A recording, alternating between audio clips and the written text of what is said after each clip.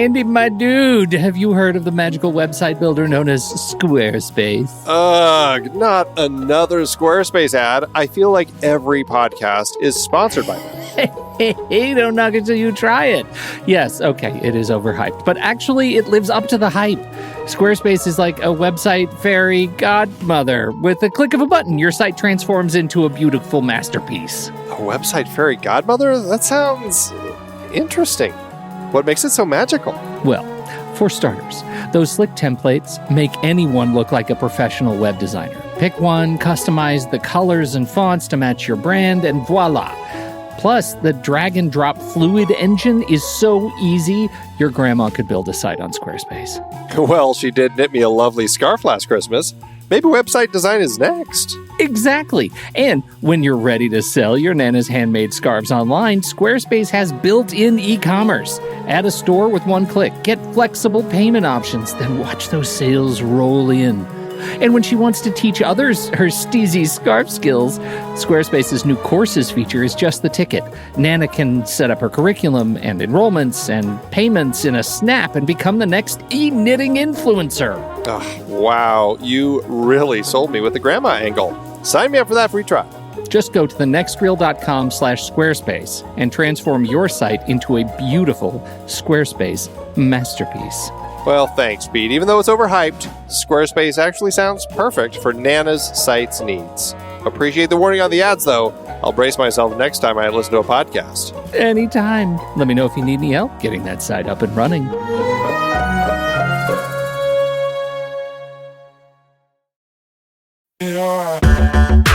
Andy, can you believe we've almost hit 700 episodes of The Next Reel?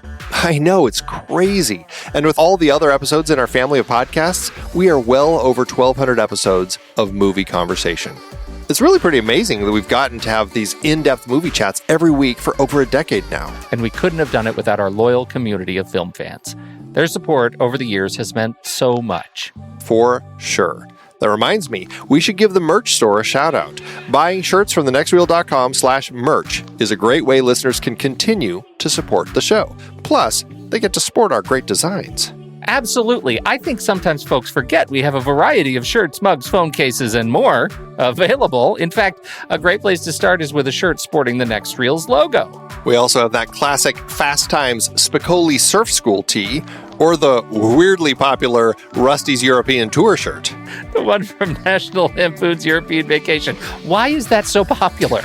Search me, but we have sold a ridiculous number of those. I guess there are a lot of Rustys taking trips to Europe? We're always adding new designs based on movies we've covered, like our brand new design for a streetcar named Desire, featuring a streetcar named Desire. So if you want to rep your love of TNR and films, head to thenextreel.com/merch. Every purchase helps us continue to have these weekly in-depth conversations. So visit thenextreel.com/merch today. And as always, thanks for listening and being a part of the Next Reel community. We've got lots more great movie chats coming your way.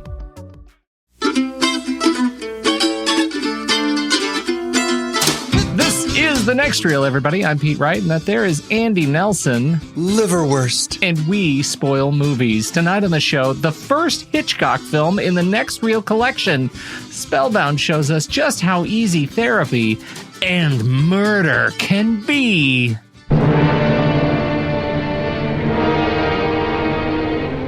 Don't forget this man. He has plenty to do with the terrifying mystery that causes this glamorous woman to risk her life and reputation in a reckless experiment. A woman who, because of her consuming love for this man, gambles everything to unlock the fearful secret in his heart. What insidious meaning did he read into the markings on a tablecloth? Why, even when he held his sweetheart in his arms, did he gaze in fear at the dark lines of her robe? These are some of the clues in the motion picture which bears Hollywood's most distinguished mark of quality. I take it this is your first honeymoon. Yes.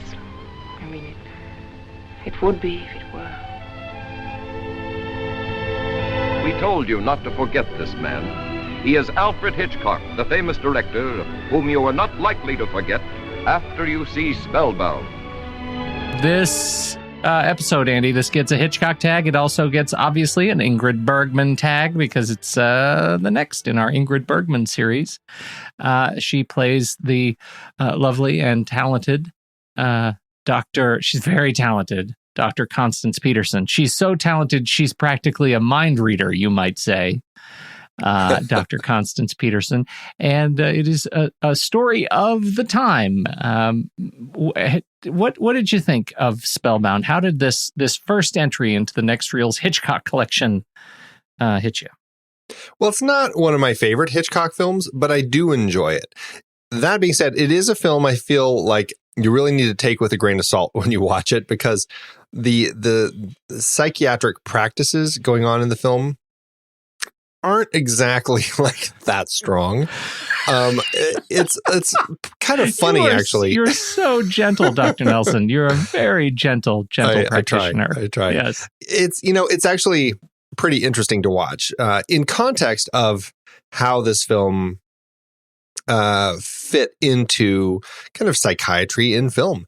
And I think that story really actually is pretty interesting, and it might be more interesting, one could say, than how it is practiced in the film.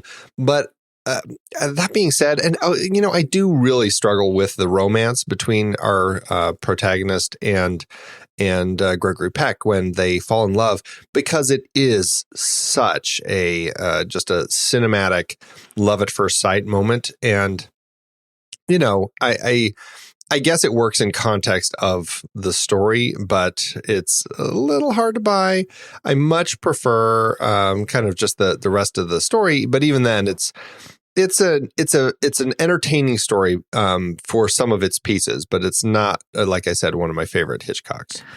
This is one of those movies that I found enormously frustrating to watch as a movie, because of it violates so much of the trust that I have in these stories and building suspense, and I mean it cheapens so much of itself by the way it handles its central sort of theme, right? This idea of therapy and of psychoanalysis and PTSD and the guilt complex, and the way they handle this is so bad. It's so bad that it's hard for me to watch. But I say that with a giant but. It's one of those movies that I think if I put on the Ebert filter, right, does this movie, is it successful in what it was trying to do at the time it was made? I think there's a lot to be said for that, right?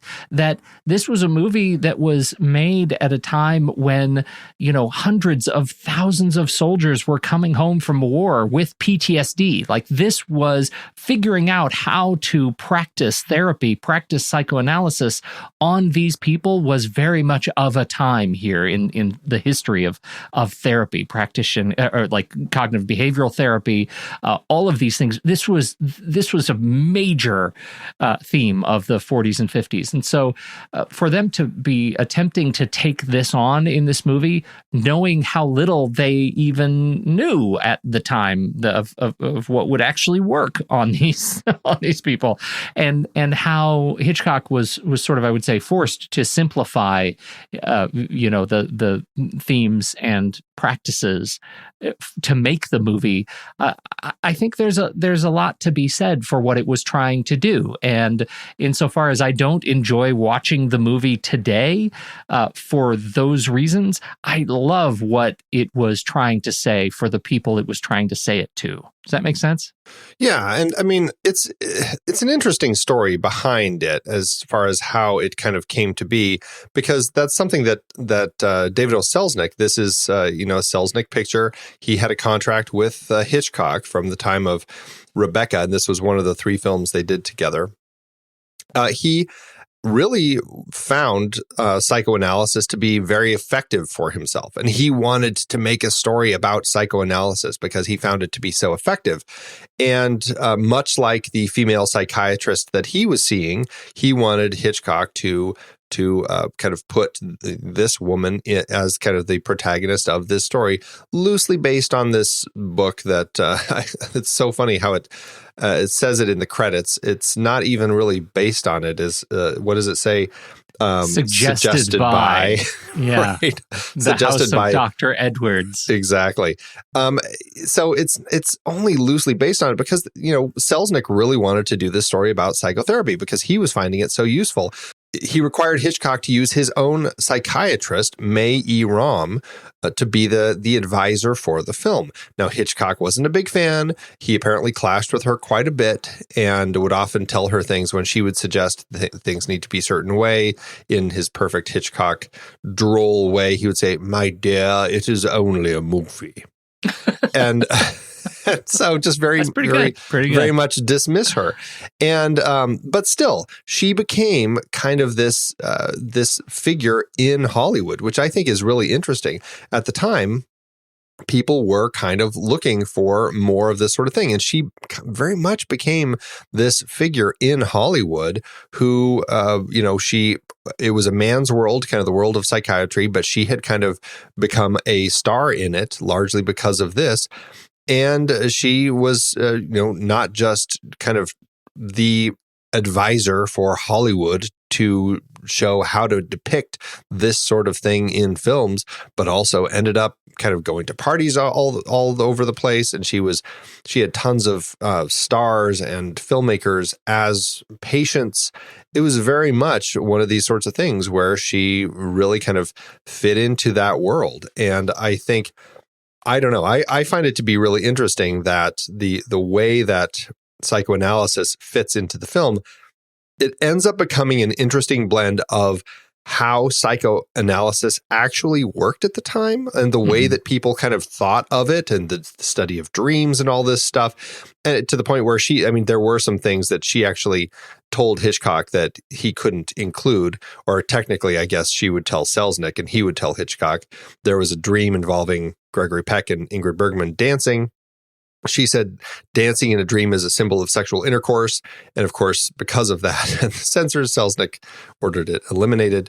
Right. Strange things like that. But so it's a blend of those interesting elements. And then I think Hitchcock's decision to purposefully just do his own thing and include elements like Salvador Dalí's dream sequence just to make it, allow himself to have a little more fun with it. So I think in the end, it ends up being not a great way to look at psychoanalysis, but an interesting look at how some people were looking at it at the time. Well, and I don't want to get too far from Selznick because his story, I think, of what they've got in the movie around the guilt complex, vis-a-vis why, or I should say, and why he was going to therapy, I think is really important. Like, this was an incredibly personal movie for him. He had lost his brother, Myron Selznick, who was apparently a raging alcoholic. I know we've talked a little bit about that before, and felt tremendous guilt at his inability to keep his brother alive.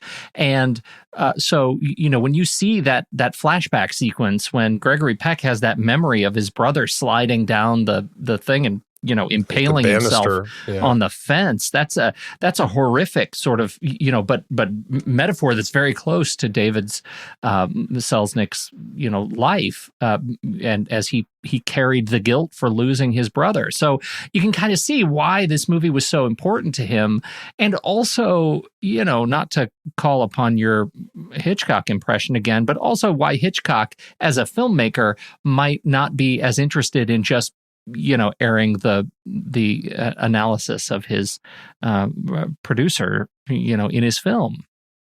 Yeah. It's a really interesting way that this story came to be, and I think it makes the film more interesting to look at when you know these elements and how they kind of play into the whole thing. It doesn't make it a better film. It still has plenty of issues.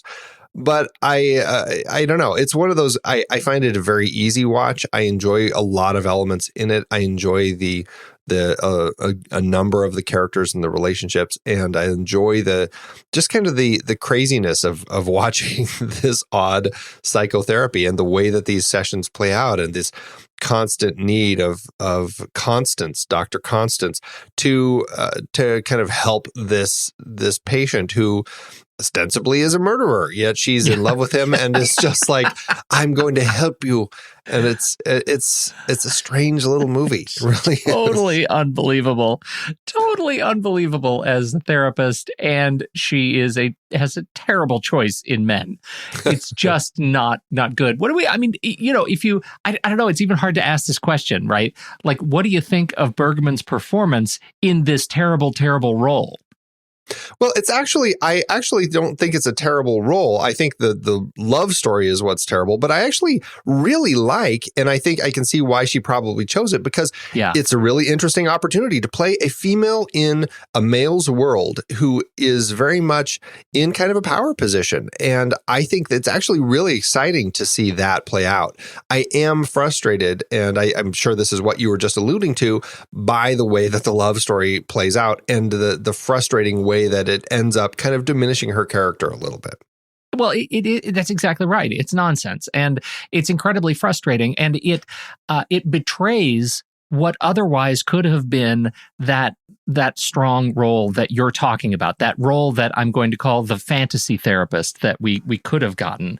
Instead, I read a comment that somebody had said, Spellbound is to therapy like the net is to, computers, or like hackers is to hacking.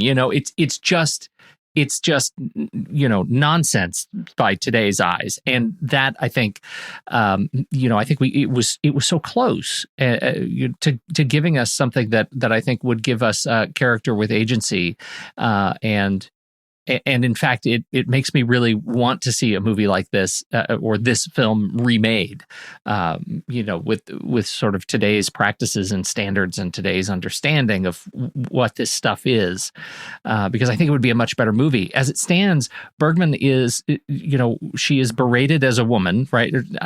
Berated is too hard a word, but she is often, obviously shunned as a woman. Why do you bring these typical female responses to me, says her mentor, Dr. Brulov.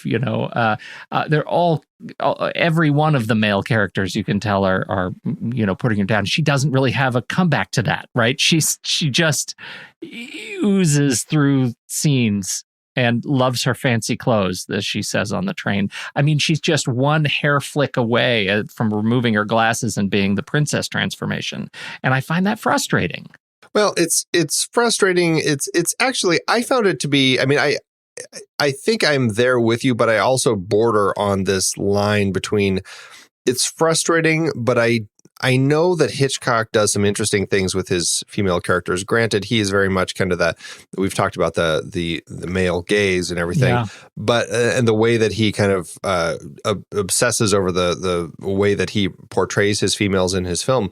But I do also think that he has had some interesting, strong female characters that I end up enjoying. And I really am frustrated here because I'm really on the border, because I feel like she's combating these people, but at the same time, everything that's happening and everything that they're saying is so of the time and so typically what they would do to diminish her. And the way that they portray her from the beginning, I felt like, is really frustrating, because I feel like she's a strong therapist, and there's a really interesting element to her character that works really effectively. On the flip side of that, though, is it only because she is so closed off and can't love at all? Is that why that she's such a good psychiatrist? And it's frustrating that that's what they play it as, where she's only a good shrink because she's closed off to emotion. She's also frigid. Yeah. And so it's frustrating because I feel like they're there, but so many times I feel like they're making these choices that, granted, I have to look at it as a 1945 film. It's not surprising that they made these choices, but it still is frustrating when it is a character who I found to be pretty strong, I totally do. Now let's talk a little bit about Peck, Gregory Peck, and his dissociative disorder of handsomeness.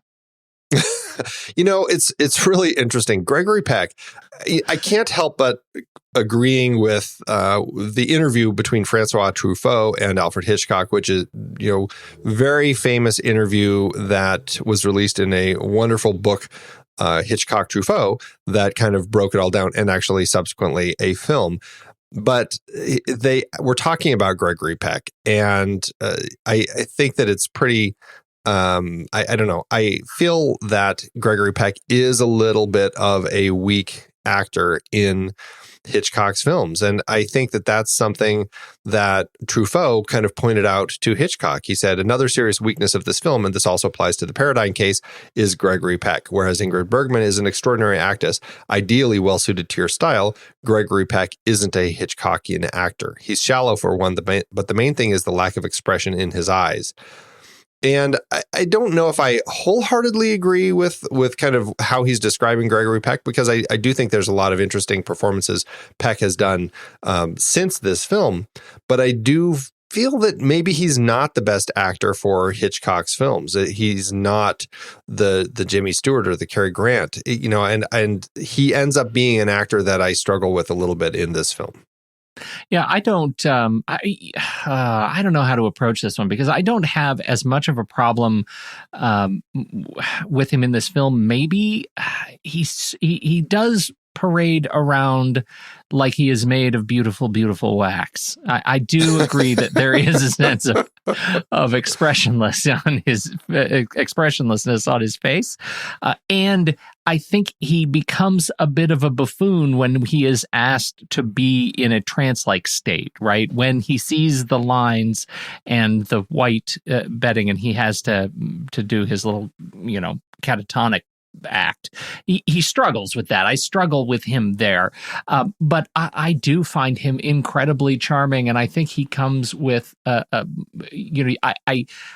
I just give him credit for this being an earlier film for him. Sure. That he was young here. And I don't know, did you have any of the same problem that we've had in the past with the age difference between these characters? I mean, that had to be an improvement in this movie.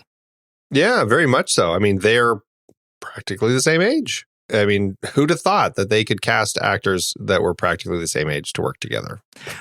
I think they actually hang a lantern on the central problem of casting an actor and a story that has an actor of this age, that he becomes unbelievable almost instantaneously on his introduction, because he's being presented as a guy who could maybe come in and incredibly take over this facility, and that's nonsense. He looks very, very young. Yeah, but to that end, I feel like they give their out pretty quickly for that, because right away you have the head of the institute, Dr. Murchison, saying he's awfully young, and then you're instantly in this amnesia, and he's not the real guy. And so I think that they get away from that pretty quickly for us. But yeah, if they lingered on that any longer, I think they would have run into some serious issues, because Yeah, interestingly, though, that's not my challenge with it, right? And my challenge gets to the Hitchcockianness of it. And this is what I'm really interested in your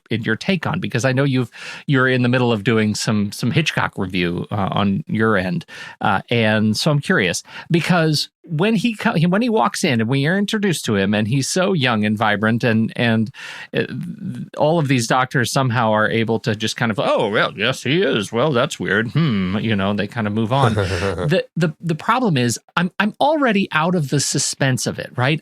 I'm coming into this thinking that this is going to be kind of a Hitchcock thing. It's going to be a thing where I'm going to be looking for the twists and turns, and then Gregory Peck comes in, and suddenly I'm thinking, well, I for some reason I am not engaged in the suspense around his character, and I wonder if that is because I am not allowed to be bamboozled at all by the fact that he just doesn't fit in this cadre of doctors. Like, there is no plausible reason that he should be there. They should have figured that out even sooner than they did, and given us a chance to build some suspense. As a result, this whole thing doesn't feel very suspenseful or Hitchcockian to me.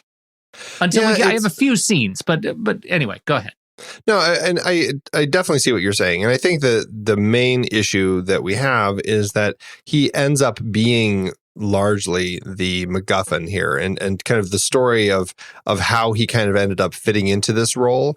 It's largely inconsequential. It's not very exciting, and how Dr. Murchison ends up being involved. It is what it is.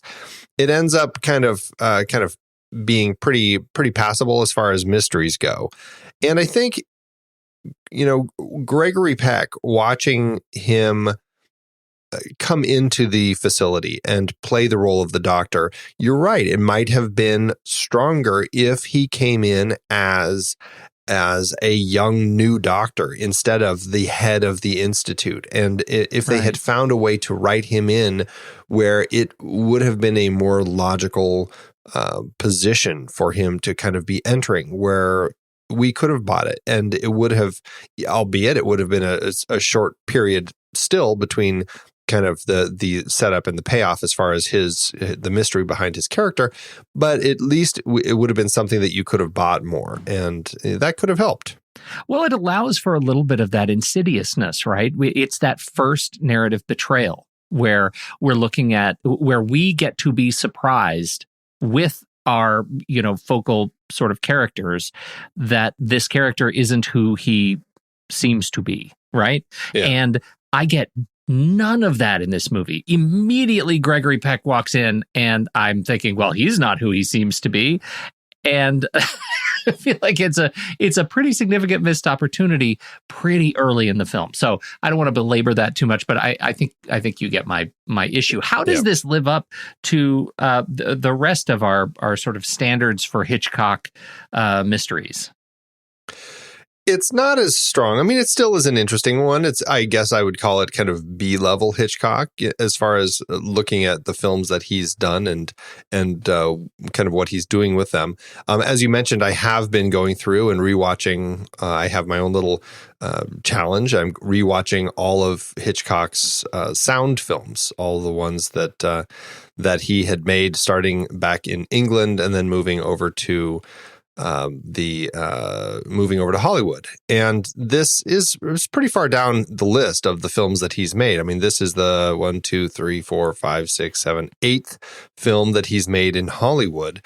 And I would argue that it's already not one of the better films that he's made in Hollywood. I mean, I wouldn't even put it in as one of his better overall films of the I mean, this would be like the 21st sound film that he's directed, and it's pretty much middle of the road.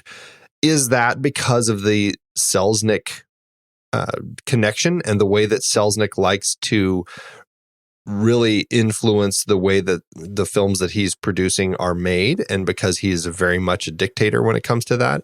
And Hitchcock's the same way. Did it lead to clashes and it kind of created the film that we ended up with?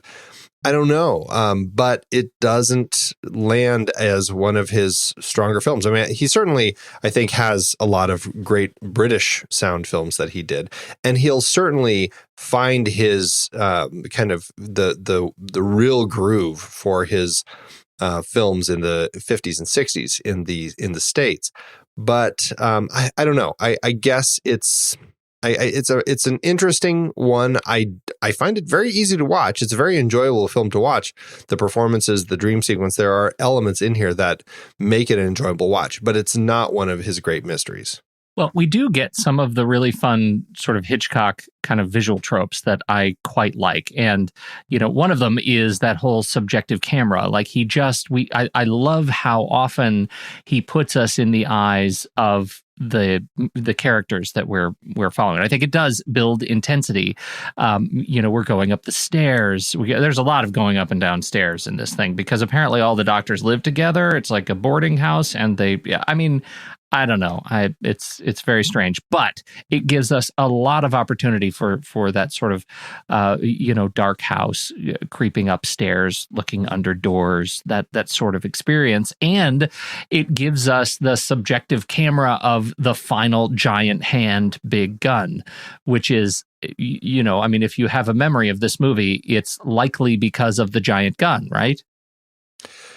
Yeah, I mean, and they build to it well because they use POV shots pretty, I won't say consistently, but they are running through the film a good number of times, whether it's Gregory Peck's POV or Ingrid Bergman's POV.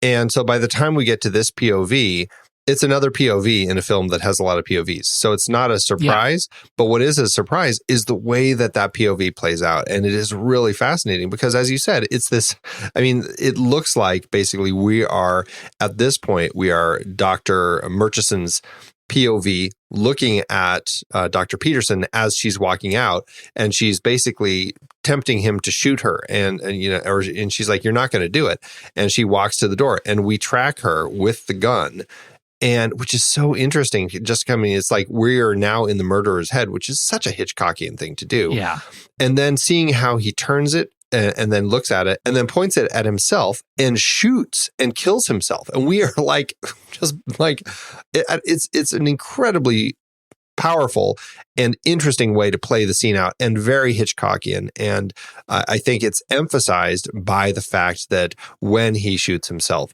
there are two frames of the gunshot, basically the blast, that are red.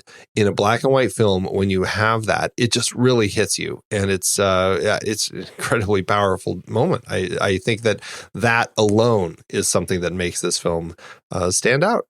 I absolutely agree, especially because I think in watching Bergman as she is crossing the room, Constance Peterson, the doctor, I think this is the first attempted use of the Force. As she's trying to, like, it's ridiculous. Thank God for the gun, because the rest of it is just crazy.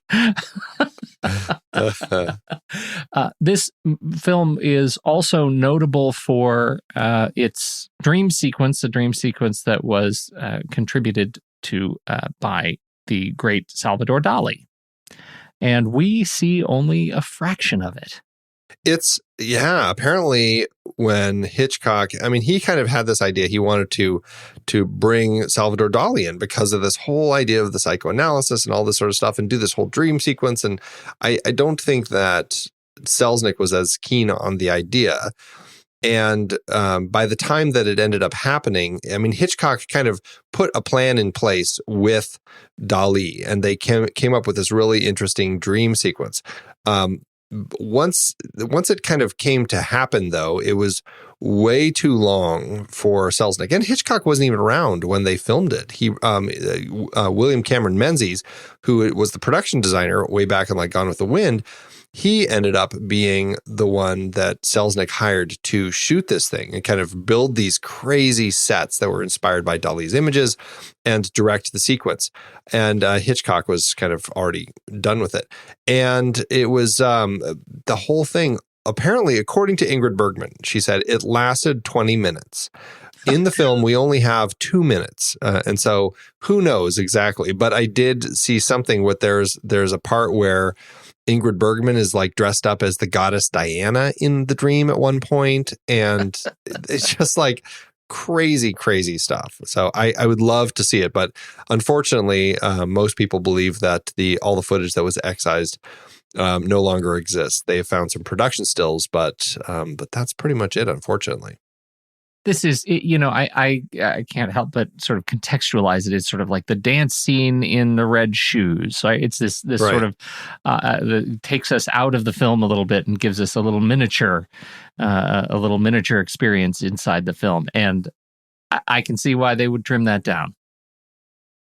Yeah, it's interesting and it's frustrating. I would love to see the deleted scene of the whole dream sequence, largely as a separate thing. I think what's in here is all we really need. I think it does what it needs to for the story. And I think it would have just been too much if they had a 20-minute dream sequence in here. That would have been like seriously like deep psychoanalysis that we wouldn't have needed. But I would love to have seen it because I find Dalí's images so interesting. All the images of the eyes and the way that the roof is representative of the snow slopes, the ski slopes, and the just all of the way that the figures play out, and the figure with no face. I mean, there's so many interesting things going on in it. And I don't know. I found it to be really interesting. I think what I find cool is that Hitchcock really kind of wanted to do this because he really hated how dreams up to this point were always kind of shot as kind of almost like, grease on the lens type of things with really kind of foggy imagery and everything. He wanted it to be very stark and very bright. And so he wanted it shot outside. He wanted to make it very much kind of crisp. And so they did. I mean, they didn't end up shooting it outside. They shot it on a soundstage, but they still really kind of did everything they could to make it feel very sharp imagery. What do we know about the good Ben Hecht? Ben Hecht is a writer who has been around Hollywood for a heck of a long time. I feel like we had to have talked about something that he's been involved with because he's been around so stinking long.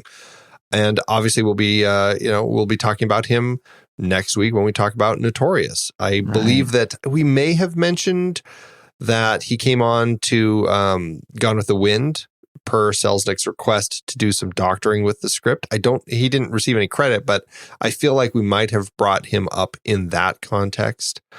He is a big Hollywood writer, a guy who's done lots of things and so many things. Yeah, he's worked with Hitchcock since this and since Notorious as well, like coming in and doing some uncredited rewrites on some of his other projects like Rope and Strangers on a Train, and even the Paradigm Case with Gregory Peck. Wow, this guy has an amazing list of credits, and look all the way up to look at this uncredited on Casino Royale, 1967. There you go. That poor guy, right?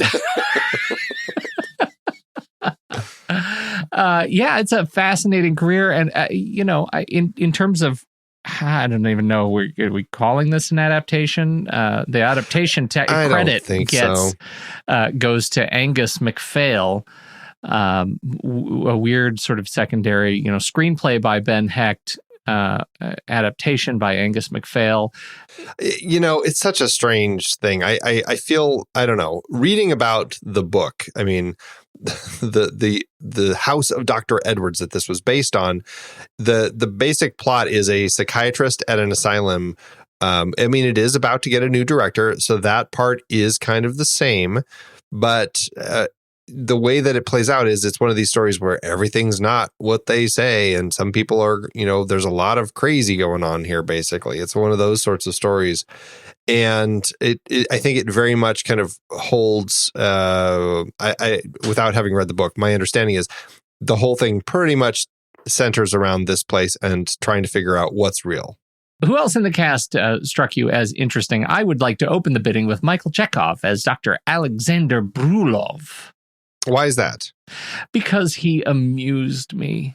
Well, Pete, that doesn't take much. We know that. That's the truth. So Michael Chekhov is, at least the character of Brulov. He is the mentor character. He is the character she retreats to. He was one of her teachers, and he's he's sort of the Einstein gestalt, right? Kind of the wacky German accent. Yes, there's a little of that. Just for sure. Just a bit. A skosh. I think he has this exchange with her that feels so redemptive to me until she starts talking. And that exchange is, look, Constance, you're nuts. We have to call the police. He's a murderer. We're not going to go any further. I drugged him, so he's knocked out. Now we're going to call the police and resolve this. We're not going to do your plan. We're going to do my plan. And then she starts talking, and she begs and begs him to join her little Scooby gang so that she can figure out what the true story is and present this case to the police all bundled up. And I find that is the angle that I felt like I needed to be a bit more of an anchor in the second half of the film. I feel like it would have been a greater obstacle to her that she would have to get over using whatever mechanism that she could, and instead he becomes sort of part of her solution, and I found that not satisfactory. But I do enjoy his performance, and I enjoy the delight that he gets out of being a psychoanalyst, and the exchange that she has when he sort of sleepwalks downstairs with the razor blade as he drugs. He as the doctor drugs Gregory Peck, and we fade out on the drink of milk. I think it's just it's a great sequence between the two of them, and he is so casual and cavalier, and as an old man that I find him really appealing. He's a highlight in this movie for me. Yeah, I think that he's great. He works nicely in the part. It is a little bit of kind of the Einstein-ish kind of smart scientist character that's quirky and all of that. But I think that he does play it well. And that scene in particular where Ballantyne comes down the stairs with the razor blade is a really interesting one. And I like the way that Chekhov plays his scene. It works pretty well. And I am equally frustrated by the fact that, Dr. Peterson convinces him about, love and all this sort of stuff. And it's a little much. She should have drugged Brulov's drink and then taken off. That's what should have happened. Something, right, yeah. Right. I think so too. I should say he is actually not German. He is Russian, very Russian, and I should have said that. But the stereotype, I think, is alive and well in this movie. He feels very much like a German. He's playing right. German. Yeah. So he has not been in much, and we certainly haven't talked about anything else that he has done. Small film career for him. Yeah. Okay, so who's your favorite? Well, Leo G. Carroll, I think, is just a delight every time he's on screen. I really enjoy his performance here as Dr. Murchison. I think it works well because it's an interesting one. I guess I can't say it's that interesting of a performance. It's a pretty straightforward performance because it's one of those, guilty party performances where the whole role is written in a pretty clean way where there's not clues at all that he's actually the guilty party. Like if you watch this movie up to the point where he accidentally gives it away, there's no clues. This is not an Agatha Christie story where you can go back and go, oh, but he did this and this is the thing. It's right. Like, it's kind of frustrating to that extent because it's not clear at all.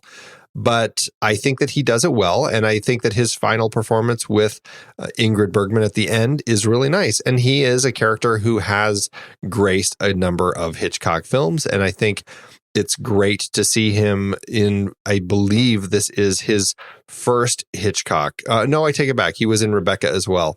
And so he's been in working with Hitchcock since then. And he was also in Suspicion and then this, and he would go on to do a number of other Hitchcock performances, not the least of which North by Northwest is a great one where he's the professor and he gets to handle all the fun MacGuffin stuff. So he's a great actor, a kind of a character actor. Again, it's not his greatest performance here, but I find him to be very memorable still. Man, yeah, this makes me want to go back and watch all of The Man from U.N.C.L.E.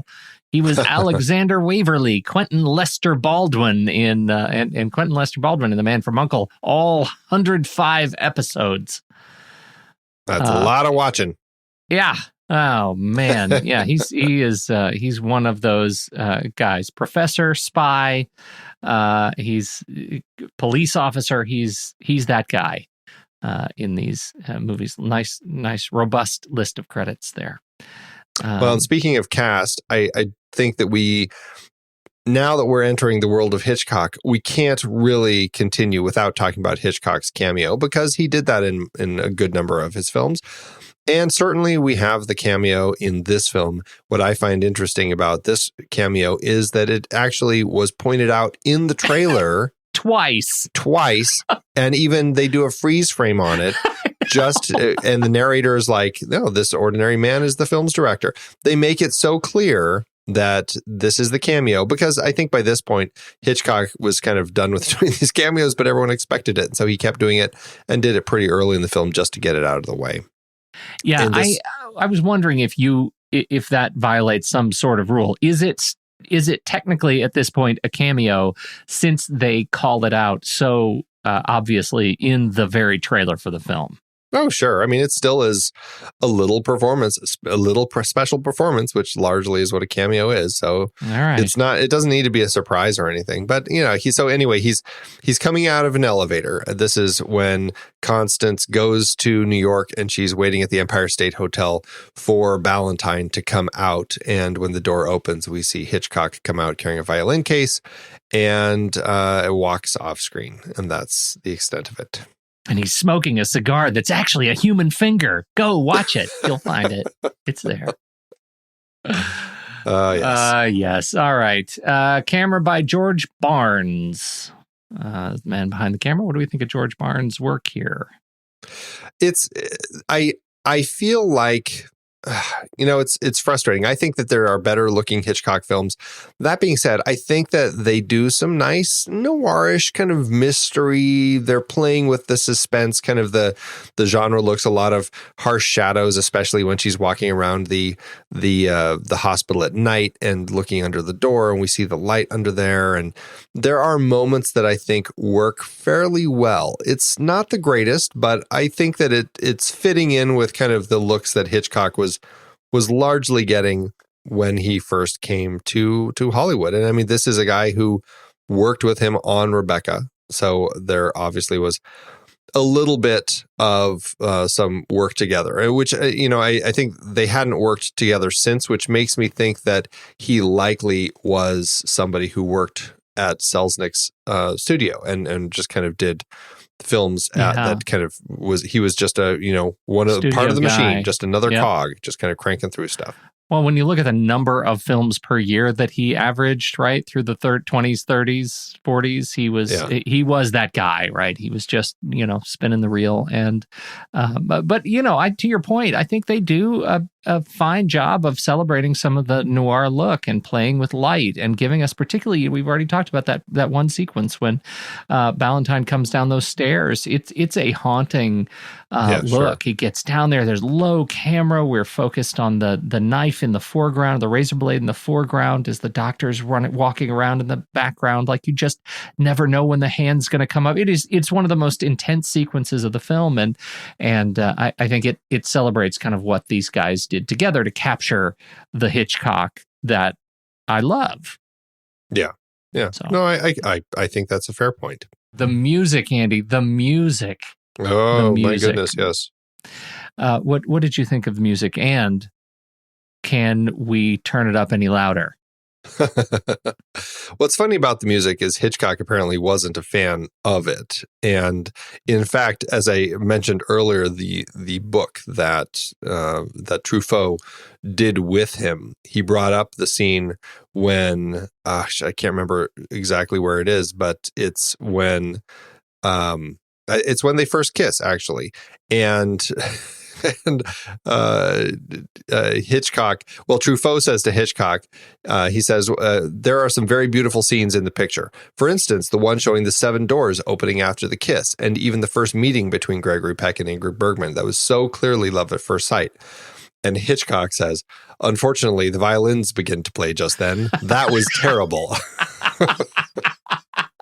Yep. Not a fan. But that being said, regardless of how the music might have played in the film and what Hitchcock thought of it, I think it's a fantastic score. I think it's full of romance, and it's full of intrigue and mystery, and I think it works really well. It's a score for the wrong movie.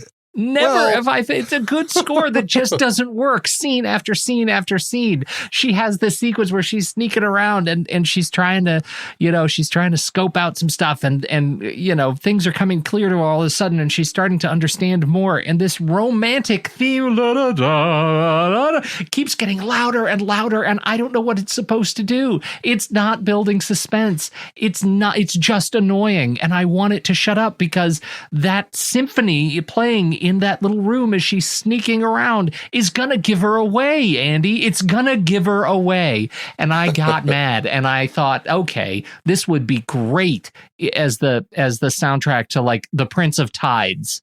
But it was not great for the soundtrack to Spellbound. I think that you're being a little harsh on it. I think that it actually it moves nicely from the romance to the intrigue. I like it in context of the film.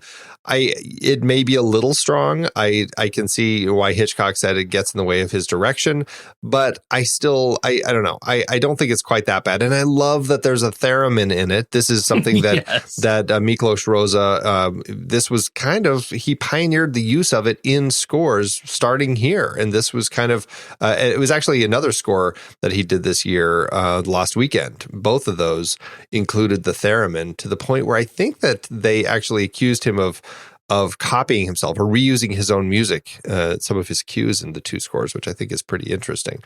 It's a great score. I find it hard to argue against you too much because I do think that it's a little problematic for the film, but man, I just love listening to it. It's just some beautiful, beautiful stuff.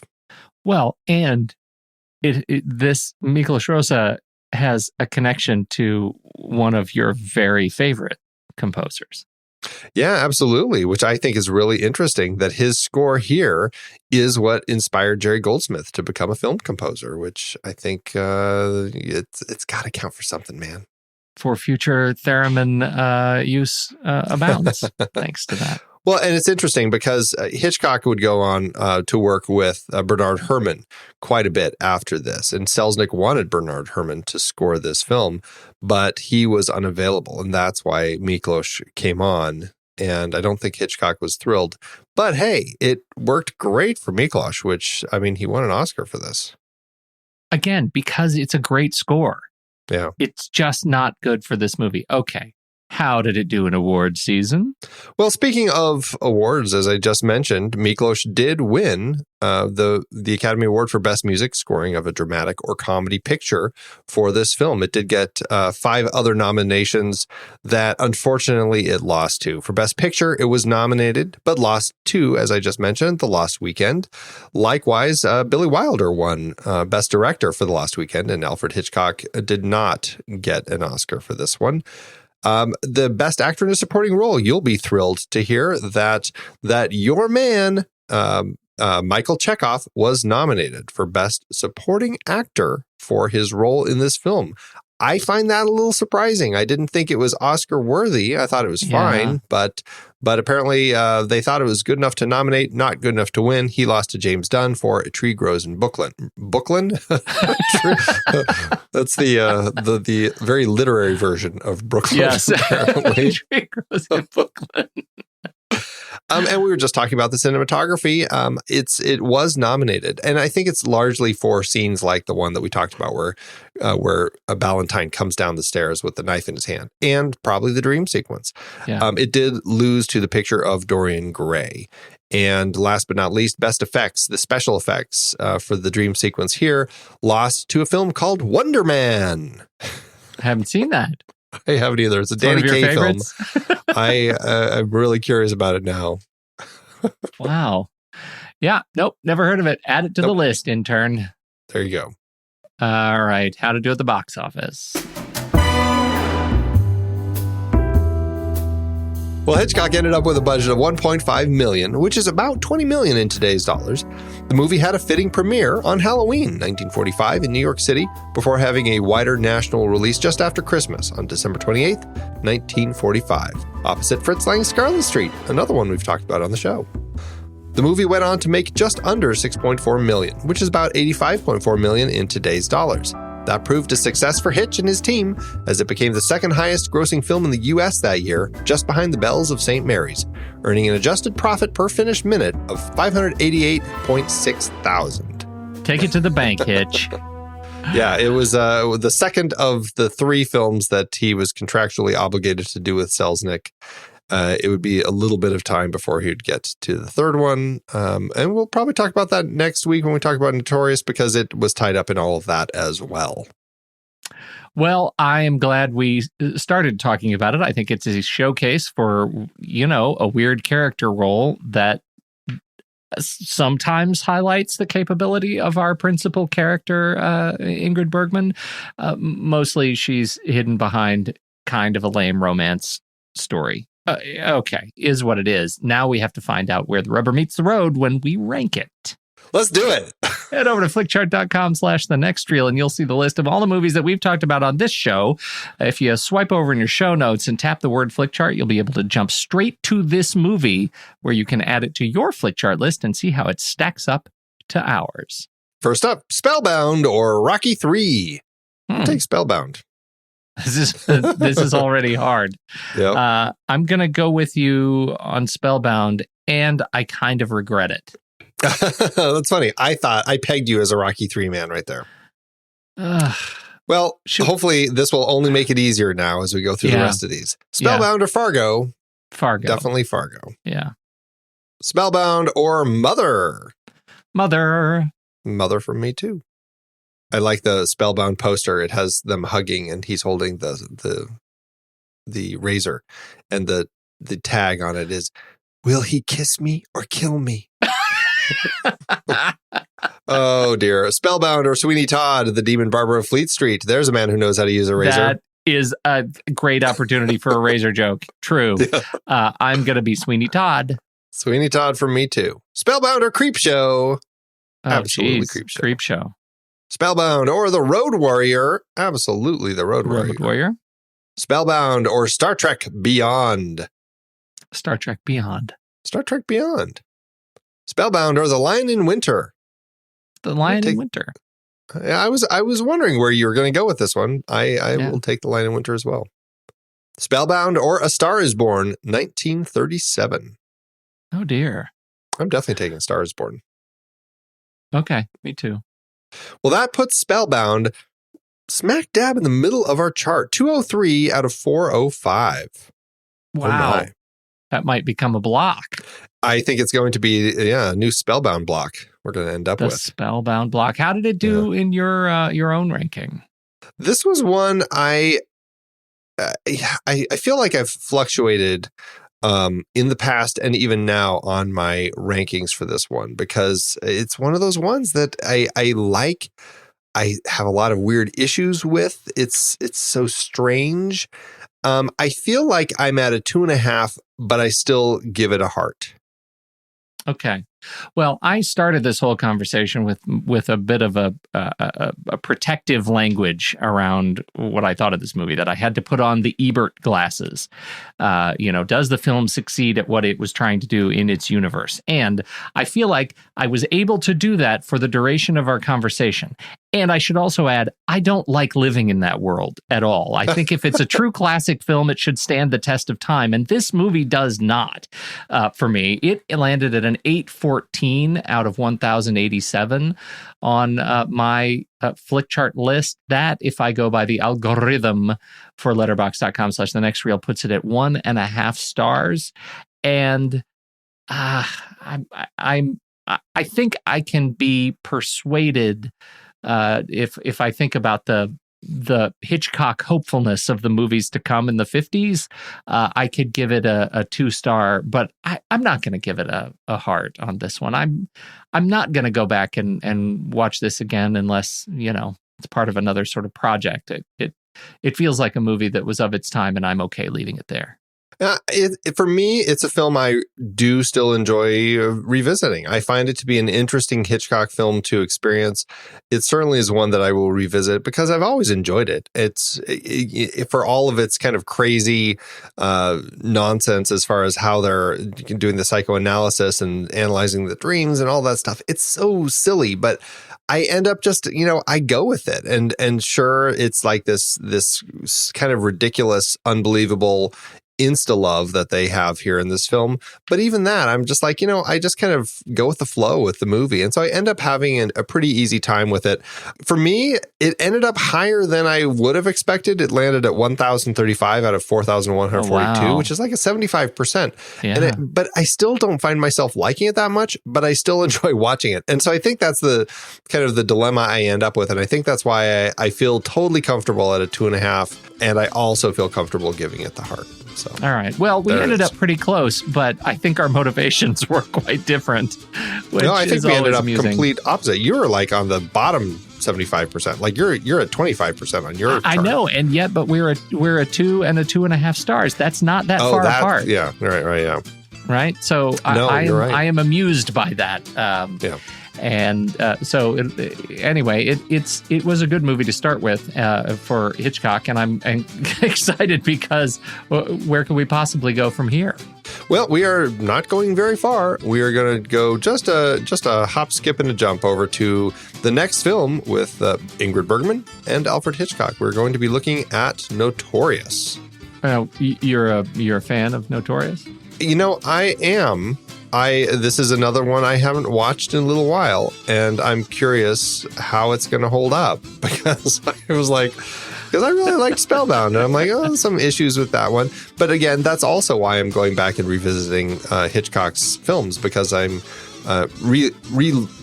examining them, finding things that I have issues with and things that may work better. So I'm curious to see how Notorious stacks up. Well, I'm just excited to spend a little time with Cary Grant again.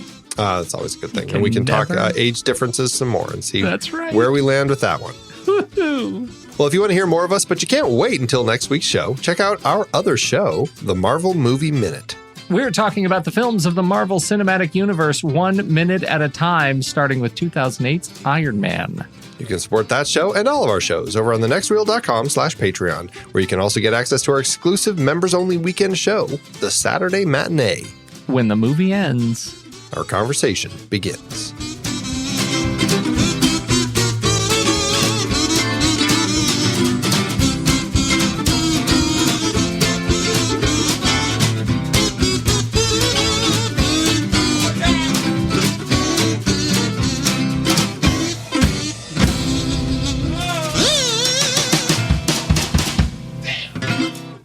Amazon giveth, Andy. As Amazon always doeth. I got to say, there's kind of there's an even split.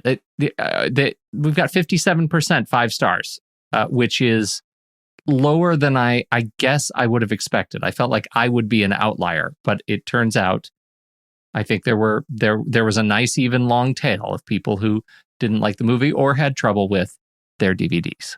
Yeah, I never understand the math over there because 57, 67, 77, yeah, I guess so. A lot of 5 and 4 stars, really. Yeah. It's the 3, 2, and 1 stars really are mostly people they just hate the DVD itself, the physical plastic. It's a problematic release. Criterion released it a while back, but that's fallen out of print. And now, this premiere collection, I don't even know if it's something that's really accessible. Like it's a $70 disc. And I think that's because it's not really available anymore. Yeah, this is one of those examples of why we need people to figure out this whole film distribution system so these older films can still be watched easily without having to, fork over $70 to somebody who's hijacking you for your money. Well, although I should say it is a relief to see in the 5-star category. I think this is the first time I've run across this in a long time, somebody who actually takes the time to write in a 5-star review that says the movie and the case are in great shape. 5 stars. When's the last time we had that? Anyway, I did go high. I have a high review because I was less favorable of the film. And if you don't mind, I'll go ahead and kick us off. Go for it. All right. Jackie writes that the doctor becomes human. Up until Dr. Constance Peterson meets the new head of the clinic, Ingrid Bergman has seemed like an unfeeling person, detached from other humans. Then she becomes a real woman through trying to help her co-star Gregory Peck as Dr. Edwards find out what has made this man fearful. 5 stars. Wow. You could read that another way and actually hear why I am not as favorable in this film. This is a lenticular postcard of reviews. This is a very much a 5-star review of the romance novel. Yes. Playing within this film. Well, I went the other way. I have a 2-star by Dr. Pretorius, who says, "Oh, Hitch." Oh, I'm so glad you got a doctor, though. Yeah, I needed to go medical. Yes. This is a very clinical.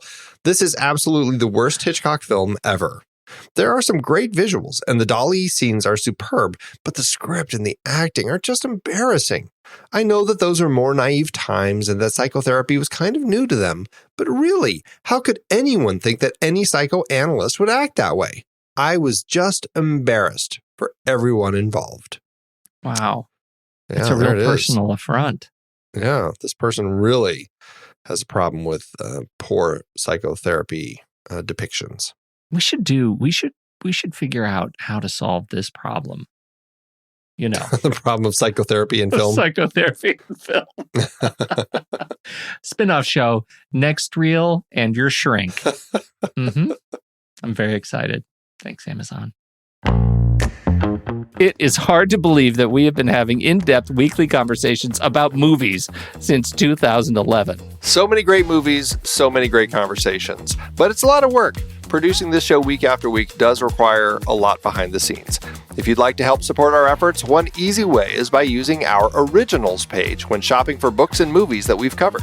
Your purchases made through our links give us a small commission at no extra cost to you and allow us to keep having these great discussions. We had some great films in Season 8 that started their lives as books or plays, and you can find all of them on our Originals page at thenextreel.com/originals. That's the site where listeners can find links to purchase all the source material behind the adapted films we covered, from Season 1 up through our current season. For part of Season 8, we had a series celebrating the 50th anniversary of films from 1968. We talked about 2001 and 2010 for our Odyssey series, both adapted from Arthur C. Clarke's novels. Man, the second one was so much better than the first, right? Don't you even get me started. Need I bring up Under the Cherry Moon again? Yes, also so much better. Wait, no, that's not what I... Planet of the Apes kicked off its series based on the novel by Pierre Boulet. We covered Danger Diabolic and The Detective, adapted from novels for our 1968 crime films. Wait, wasn't that The Detective the prequel to Die Hard? They were both written by Roderick Thorpe, and yes, it's the same character in the books. I can't believe they even asked Sinatra if he'd be in Die Hard. That would have been weird. Once Upon a Time in America was part of our Leone Once Upon a Time trilogy, adapted from Harry Gray's novel. And we looked at 1968 Best Picture nominees The Lion in Winter, Rachel, Romeo and Juliet, and Oliver! We also had an Ingrid Bergman series with adaptations like Spellbound, For Whom the Bell Tolls, Murder on the Orient Express, and Gaslight. We haven't talked about Gaslight. Stop gaslighting me! Dive deeper into these books and more adapted films at thenextreel.com/originals. Every purchase supports the podcast. Get the full list of adaptations that we've covered on all the Next Reel family of podcasts and start your next read today at thenextreel.com/originals.